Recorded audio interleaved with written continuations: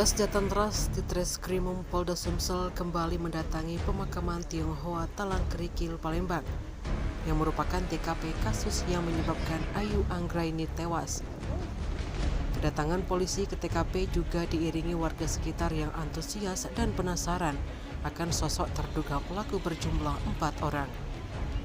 Meski berharap bisa mengetahui wajah 4 terduga pelaku, namun sayangnya dari pukul 10 hingga pukul 11, tak ada satupun dari terduga pelaku yang terlihat.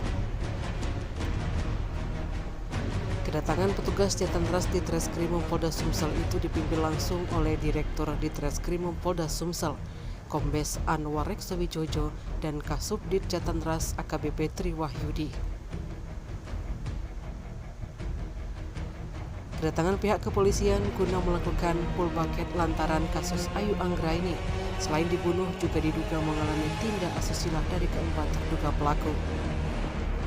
Bahkan informasi yang dihimpun, kasus yang terjadi di area pemakaman Tionghoa itu terjadi dengan rentetan peristiwa dan tempat kejadian.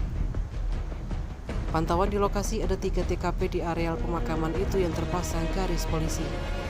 Di antaranya di dekat krematorium Sampurna. Di sini juga korban mendapatkan tindakan asusila dari keempat pelaku. Kemudian sebelum dibuang ke tengah-tengah area pemakaman yang sudah lebih dulu terpasang garis polisi. Namun ada pula TKP lain di anak tangga di tengah pemakaman yang juga dipasang garis polisi. Tim Liputan Sumsel Update TV melaporkan.